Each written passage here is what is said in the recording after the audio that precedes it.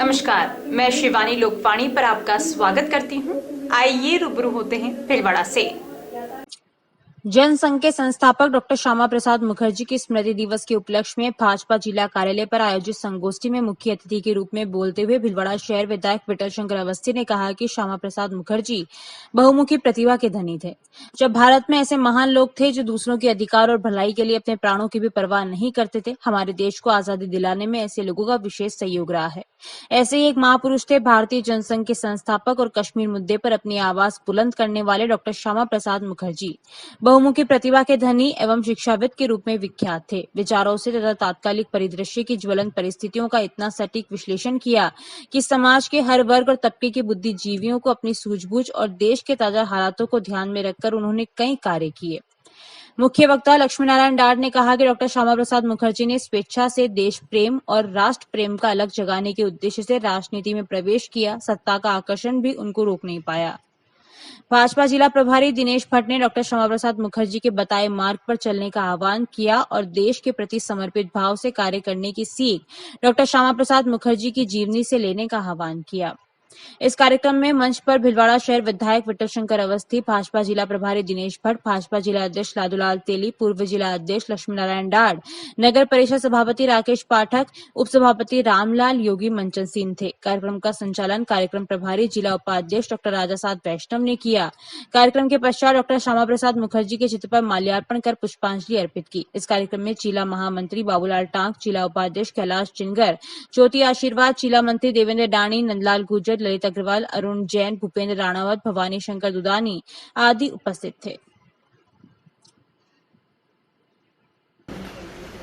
ये सारी बातें आपको डॉक्टर साहब विस्तार से प्रमुख वक्ता है बताएंगे, लेकिन इसी दरमियान जब उन्होंने देश के हालात कश्मीर के देखे और कश्मीर में आधा कश्मीर हमारा वैसे ही पीओके में चला गया था और उस वक्त कश्मीर में जो कश्मीरी पंडितों की और हिंदुओं की जो हालात थी, उस हालात को देखते हुए वहाँ अलग से प्रधानमंत्री था, वहाँ अलग से संविधान था, वहाँ अलग से झंडा था। इन सब हालातों को देखते हुए उन्होंने कहा एक देश में दो निशान, दो प्रधान, दो विधान कतई नहीं चलेंगे। इसके लिए चाहे मुझे अपने जीवन का समर्पण देना पड़े, मैं दूंगा, लेकिन मैं इस देश में ये सहन नहीं करूंगा। कोरोना का कहर कम होने के बाद महात्मा गांधी अस्पताल में मरीजों के रूटीन के ऑपरेशन शुरू कर दिए हैं। अभी तक महामारी के दौरान इमरजेंसी मरीजों के ही ऑपरेशन किए गए। नतीजन रूटीन के मरीजों की स्थिति को देखते हुए उन्हें लंबी तारीखें दी गई। अब रूटीन सर्जरी शुरू होने से मरीजों में भी राहत है। एमजी अस्पताल की ओपीडी में सभी प्रकार की बीमारियों का इलाज मिलेगा। 10 अप्रैल के बाद जिले में कोरोना के संक्रमितों की संख्या में बढ़ोतरी होने लगी थी। इसके बाद से ही अन्य वार्डों को बंद कर कोरोना के वार्ड में बदलने की शुरुआत हो गई। अब कोरोना कम हुआ तो आउटडोर भी बढ़ने लग गया है। रूटीन बीमारी का उपचार करवाने के लिए मरीज पहुंच रहे हैं। अप्रैल में मई तो एमजी अस्पताल का आउटडोर 500 से 600 तक ही रह गया था। अब 1500 से 1700 मरीज हर दिन उपचार के लिए आ रहे हैं। एमजी अस्पताल के अधीक्षक डॉक्टर अरुण गौड़ ने बताया कि एमजी अस्पताल में रूटीन ऑपरेशन की शुरुआत हो गई है, साथ ही आउटडोर में भी मरीजों की संख्या बढ़ी है।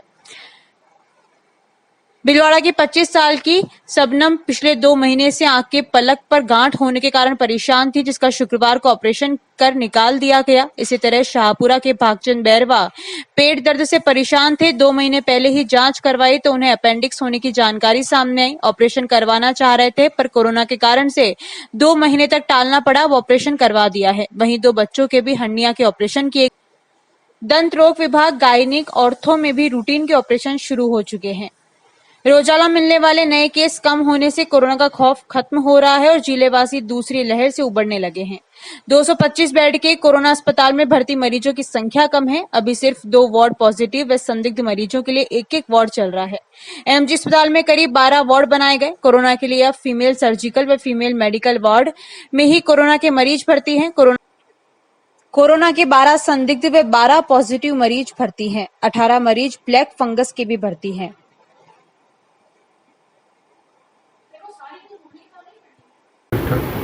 देखिए, जिस तरह से अब कोविड संक्रमण की स्थिति नियंत्रण में आती जा रही है, तो जो नॉन कोविड पेशेंट हैं, नॉन कम्युनिकेबल डिजीज के जैसे पेशेंट हैं, डायबिटीज़ हैं, हाइपरटेंसिव हैं, हार्ट के पेशेंट हैं, बुजुर्ग लोग हैं, जो किसी कारणवश अस्पताल में नहीं आ पा रहे थे या आ रहे थे तो संकुचित मन से आ रहे थे, तो हमने नॉन कोविड फैसिलिटीज़ के ऊपर पूरा ध्यान देना चालू कर दिया। पहले इमरजेंसीज नॉन कोविड आ रही थी और उनको हम ट्रीट भी कर रहे थे, ऑपरेशन भी हो रहे थे। अब रूटीनली सभी स्पेशलिटीज़ के ऑपरेशन हमारे यहाँ आरंभ हो गए। प्री एनेस्थेटिक चेकअप भी होता है और उसके बाद मैं आपको बताऊँ ऑर्थोपेडिक्स के अंदर भी हमारे यहाँ हर अल्टरनेट डे हमने उनका ऑपरेशन थिएटर फिक्स कर दिया है और अच्छा काम वो लोग कर रहे हैं। म्यूकोरमाइकोसिस के भी हमारे यहाँ कम से कम 20 ऑपरेशन MGH में हुए हैं। गायनी डिपार्टमेंट में भी सिजेरियंस तो पहले भी हो रहे थे, इलेक्टिव सर्जरी भी अब उन्होंने चालू कर दी है। तो जितना ध्यान पहले हमारा कोविड में था, अब हम कोविड के साथ साथ नॉन कोविड पेशेंटों को पूरी सुविधाएं और उपचार देने का प्रयास कर रहे हैं। सर कोविड की अगर बात करें तो कितने पेशेंट अभी अपने एडमिट है और कैसे? अभी मेरे पास करीब 40 पेशेंट भर्ती हैं और उसमें 17-18 पेशेंट हाई फ्लो ऑक्सीजन में हैं। अब क्योंकि और जगह पेशेंट एडमिट नहीं रह पाते तो सब तरह से पेशेंट, जैसे कहीं 2-3 पेशेंट जयपुर से भी छुट्टी लेकर वापस MGH में आ गए हैं, इसी अपने इसी क्षेत्र के हैं। कुछ लोग जो प्राइवेट हॉस्पिटल में निजी चिकित्सालय में इलाज करा रहे थे वो लोग भी वापस यहीं आ रहे हैं क्योंकि यहाँ इलाज सस्ता है और अच्छा इलाज। ठीक है। वरिष्ठ नागरिक संस्थान राजस्थान व सामाजिक न्याय एवं अधिकारिता मंत्रालय के संयुक्त तत्वावधान में एक वेबिनार का आयोजन हुआ।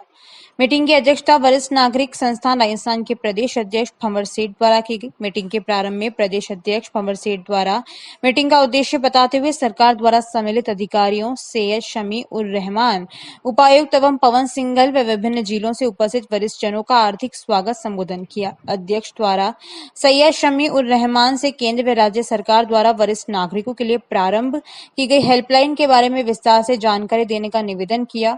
शमी उर रहमान ने बताया कि केंद्र व राज्य सरकार द्वारा समाज कल्याण और अधिकारिता मंत्रालय के माध्यम से चलाई गई निःशुल्क हेल्पलाइन का नंबर 14567 टोल फ्री है। उन्होंने बताया कि हेल्पलाइन के माध्यम से जिन सेवाओं का हेल्प ले सकते हैं वह है इंफॉर्मेशन, गाइडेंस, इमोशनल रेस्क्यू एवं अभियूज। इस प्रकार की 5 सेवाएं उपलब्ध करवाई जाएंगी। उन्होंने विस्तार से बताया कि इंफॉर्मेशन के अंतर्गत कोई भी जानकारी प्राप्त की जा सकती है। गाइडेंस के अंतर्गत किसी भी तरह की सलाह मार्गदर्शन लिया जा सकता है। इमोशनल के अंतर्गत पारिवारिक एवं अन्य प्रकार की प्रताड़ना, रेस्क्यू के अंतर्गत बेसहारा वरिष्ठ जनों के लिए सहारा आदि की व्यवस्था, अभियूज के अंतर्गत सभी प्रकार के दुर्व्यवहार, वायलेंस के लिए हेल्पलाइन का उपयोग किया जा सकता है। हेल्पलाइन के उपयोग किए जाने के संबंध में बताया कि हेल्पलाइन का टोल फ्री नंबर 14567 है। इस पर आप कॉल करें, वहां से आपकी समस्या को संबंधित अधिकारी के पास भिजवा दी जाएगी। उस अधिकारी का आपके पास अधिकतम 45 मिनट में कॉल आ जाएगा। वह फील्ड ऑफिसर आपकी समस्या का शीघ्र अतिशीघ्र समाधान करवाए जाने का प्रयास करेगा। उन्होंने यह भी बताया कि एक बार वरिष्ठ नागरिक के द्वारा कॉल करने पर उसका अकाउंट खुल जाता है, फिर जब भी आप कॉल करेंगे उससे जुड़ जाएंगे। उन्होंने बताया कि यद्यपि हेल्पलाइन पूरे देश में प्रारंभ की जाएगी, किंतु प्रथम फेज में राजस्थान प्रदेश को ले लिया गया है और राजस्थान में इस हेल्पलाइन ने काम करना प्रारंभ कर दिया है। उन्होंने अब तक किए गए कार्यों के बारे में जानकारी दी। साथ ही मीटिंग में उपस्थित विभिन्न जिलों से वरिष्ठ जनों द्वारा पूछे गए प्रश्नों का बड़े साधारण भाषा में जानकारी। इस वर्चुअल मीटिंग में सतीश चंद्र शर्मा, फील्ड रिस्पांस अधिकारी उदयपुर एवं राजसमंद के अलावा डॉक्टर SN, हर्षवीर सिंह कुंतल, सुषमा सिंघवी, देवेंद्र शर्मा, राजस्थान के सभी जिलों से वरिष्ठ नागरिक संस्थान के पदाधिकारी एवं महिला प्रकोष्ठ के पदाधिकारी एवं सदस्यगण उपस्थित रहे। जिले में बुधवार को तेज गर्मी व उमस से दोपहर बाद राहत मिली। दोपहर बाद तेज हवाओं के साथ शुरू हुई बारिश से मौसम सुहावना हो गया। वहीं गर्मी व उमस से भी राहत मिली। शहर सहित जिले के कई गांवों में छुटपुट बारिश का दौर शुरू हो गया।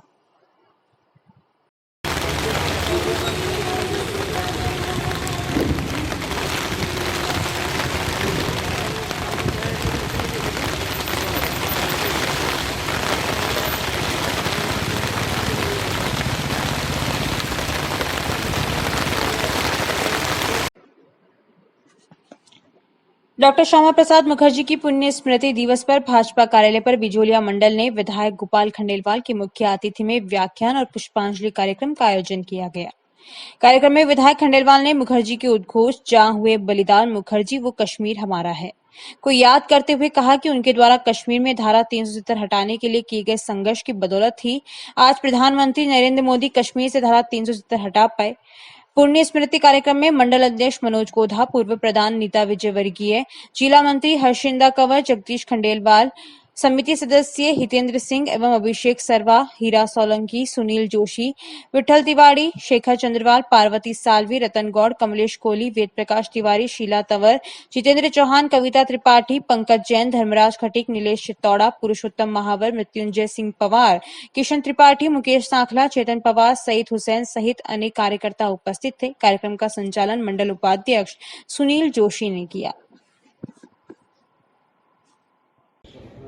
जहाँ हुए बलिदान मुखर्जी, वो कश्मीर हमारा है, वो कश्मीर हमारा है, वो सारा का सारा है। भारत माता की जय, वंदे मातरम। भारत माता की जय, वंदे मातरम, वंदे मातरम, वंदे मातरम। जानकारियों का सिलसिला यूं ही जारी रहेगा। अभी लेते हैं ब्रेक। देव गार्डन रिसोर्ट नियर सोना resort, Sanganer road, Bhilwara. Mobile number 9782048919, 7568952871, 22 AC furnished room and 1 hall, 20,000 square feet garden, well parking facility, nearby city, a complete solution of marriage, complete event, room facility, economic charges.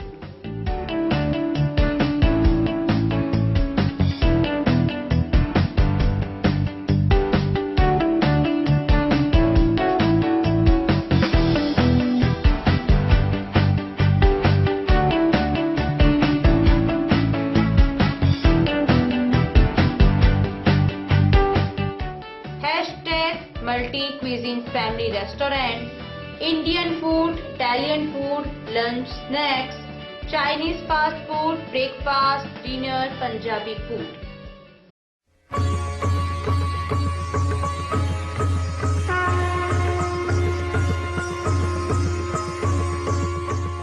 प्रज्ञानम Brahma.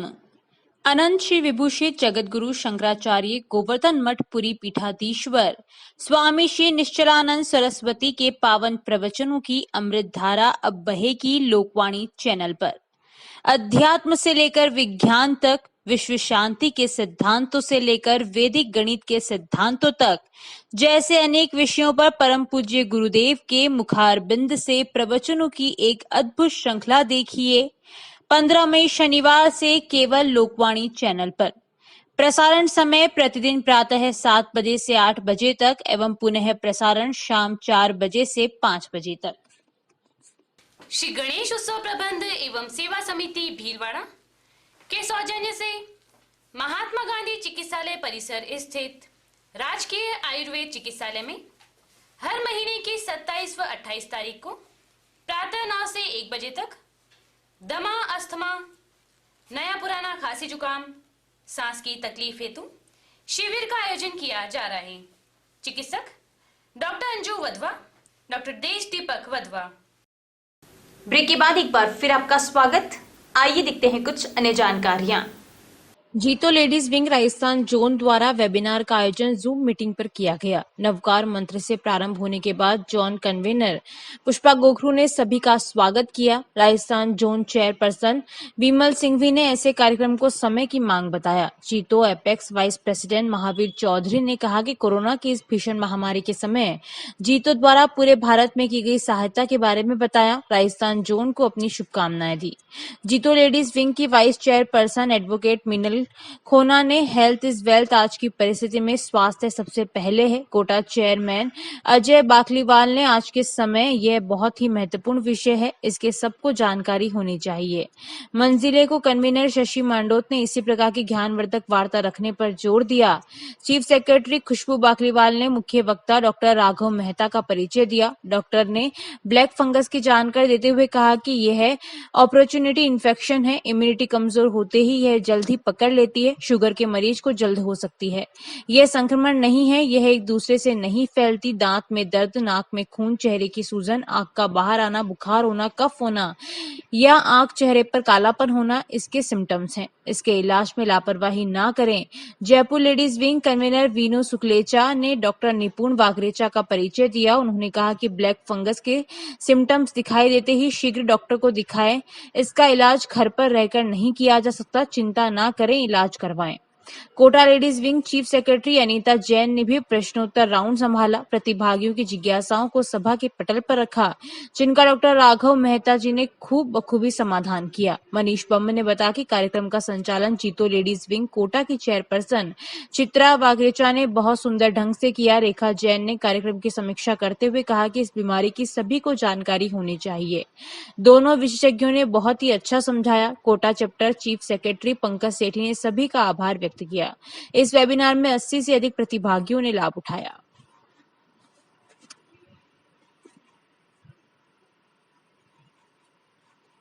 Padmini club की साधारण सभा का आयोजन यश स्वाध्याय भवन flora park के पास कामाखेड़ा में club की संरक्षिका स्नेहलता के सानिध्य में किया गया। अध्यक्ष रंगावती चंडालिया ने बताया कि कार्यक्रम की अध्यक्षता क्लब की संरक्षिका पूर्व सभापति मधु जाजू ने की। उन्होंने स्वास्थ्य के प्रति जागरूक होने की जानकारी दी और महिलाओं को वैक्सीनेशन लगाने के लिए प्रेरित किया। क्लब की संरक्षिका स्नेहलता ने छोटी छोटी बीमारी के घरेलू नुस्खे की जानकारी दी। घरेलू दवाई फिटकरी, हल्दी, हड़जोड़ आदि दवाइयों के गुणों की जानकारी दी। इस अवसर पर सभी को कहा, यदि चाह है तो राहें अपने आप मिलती है। कोरोना से डरना नहीं, उससे लड़ना है। सरकारी निर्देशों का हमें पूरी ईमानदारी से पालन करते हुए मास्क का उपयोग करना है। इस अवसर पर क्लब की सुनीता पिपाड़ा, नीता शर्मा, सीमा चंदोलिया आदि सदस्याएं उपस्थित थी।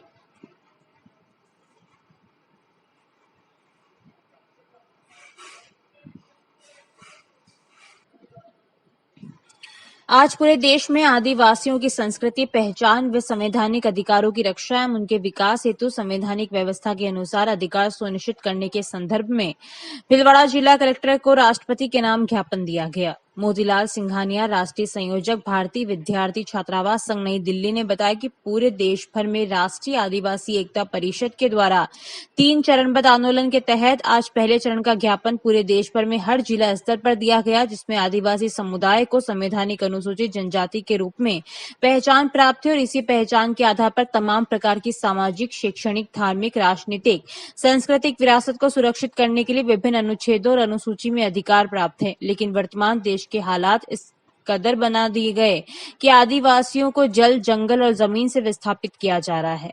आदिवासियों के लिए बिजली, पानी, सड़क, शिक्षा, रोजगार, यातायात, दूरसंचार के साधनों आदि का अभाव है। राज्य सरकारें व केंद्र सरकार की इनके प्रति कोई योजना नहीं है। 16 मई को छत्तीसगढ़ के बस्तर में हजारों की संख्या में इकट्ठा आदिवासी शांतिपूर्ण विरोध कर रहे थे, जिस पर सीआरपीएफ एवं पैरामिलिट्री के जवानों ने अंधाधुंध गोलियां चलाकर 3 आदिवासियों को मार दिया एवं सैकड़ों महिलाएं व बच्चों को गंभीर रूप से घायल कर दिया गया। ऐसे सैकड़ों उदाहरण हैं जिसमें आदिवासी पूरे देश में अपने आप को असुरक्षित महसूस कर रहा है। महिलाओं के साथ बलात्कार की घटनाएं बढ़ रही है। निजीकरण के माध्यम से देश में आदिवासियों की जीविकोपार्जन खतरे में है एवं सरकार की कोई कार्य योजना नहीं है। राजस्थान में डूंगरपुर, बांसवाड़ा में आदिवासियों के साथ 24 सितंबर 2020 को छिंदवाड़ा के पास कांकेरी डूंगर आंदोलन में झूठे मुकदमों में उलझाकर प्रशासन द्वारा आदिवासियों को प्रताड़ित किया जा रहा है। वर्तमान देश में कोरोना महामारी के तहत बढ़ती बेरोजगार एवं भूखमरी से आदिवासियों की आत्महत्याएं बढ़ रही है, लेकिन इन्हें रोकने पर सरकार नाकाम होती नजर आ रही है। ज्ञापन देने वालों में अरविंद मेघवंशी, राष्ट्रीय उपाध्यक्ष भारतीय विद्यार्थी मोर्चा, पंकज टिडवानिया, जिला अध्यक्ष भारतीय युवा मोर्चा, शंकर बलाई भारतीय बेरोजगार Morcha, Ghanshyam Maru Indian medical professor association, Hiralal Bairwa Bahujan Kranti Morcha, Subhash Bairwa भारतीय विद्यार्थी छात्रावास संघ, दयाराम दिव्य पत्रकार सहित पदाधिकारी एवं कार्यकर्ता उपस्थित थे।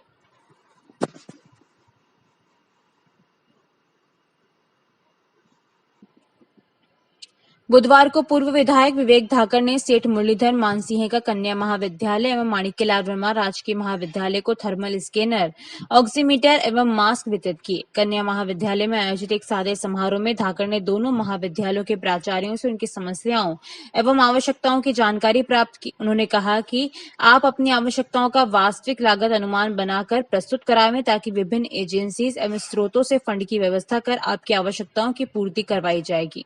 उन्होंने विश्वास दिलाया कि वे स्वयं रुचि लेकर महाविद्यालयों का विकास करवाएंगे।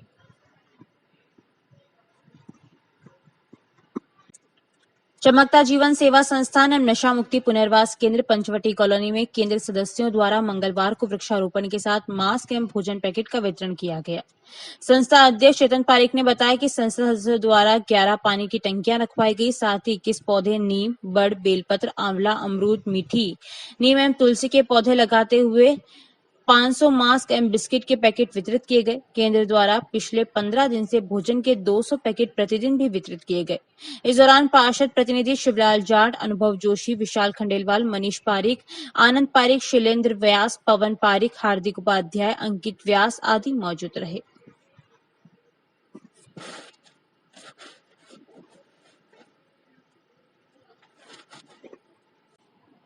भारतीय जनता पार्टी नगर मंडल शाहपुरा द्वारा नगर अध्यक्ष व नगर पालिका अध्यक्ष रघुनंदन सोनी के नेतृत्व में मुखर्जी सर्किल, उमेश सागर चौराहे पर श्यामा प्रसाद मुखर्जी की प्रतिमा पर माल्यार्पण कर पुष्पांजलि अर्पित की। नगर अध्यक्ष रघुनंदन सोनी ने अपने संबोधन में कहा कि डॉक्टर श्यामा प्रसाद मुखर्जी बहुमुखी प्रतिभा के धनी थे, एक महापुरुष थे। भारतीय जनसंघ के संस्थापक और कश्मीर मुद्दे पर अपनी आवाज बुलंद करने वाले डॉक्टर श्यामा प्रसाद मुखर्जी बहुमुखी प्रतिभा के धनी एवं शिक्षाविद के रूप में विख्यात थे।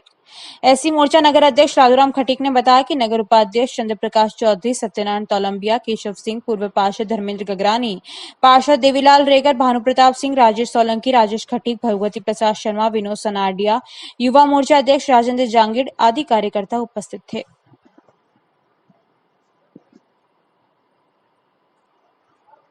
बुधवार को एसटीएमसी की मीटिंग उच्च माध्यमिक विद्यालय बागोर में रखी गई। इस मीटिंग में नियम प्रस्ताव लिया गया कि विद्यालय के हॉल और खिड़कियां व दरवाजे लोहे के लगवाने व विद्यालय भवन के रंग रोगन करवाने, विद्यालय के खेल मैदान को अतिक्रमण से मुक्त करवाना, विद्यालय के 4 दीवारी को बनवाना, भोजनशाला को दोनों तरफ से 15-15 फीट बढ़ाकर और कोटा स्टोन लगवाना, विद्यालयों में पानी का टैंक बनाकर नल कनेक्शन करवाना आदि निर्णय लिए गए, जिसमें प्रधानाचार्य किशन चंद्र जोशी, बागोर उप सरपंच घनश्याम देवपुरा, समाज सेवी सुरेश जाट, मदन ओझा, वार्ड पंच घनश्याम ओझा, समाज सेवी बालूराम माली, जब्बार हुसैन, वार्ड पंच पप्पू लाल रेगर, पूर्व सदर लियाकत हुसैन, समस्त विद्यालय स्टाफ, सभी समितिगण उपस्थित रहे।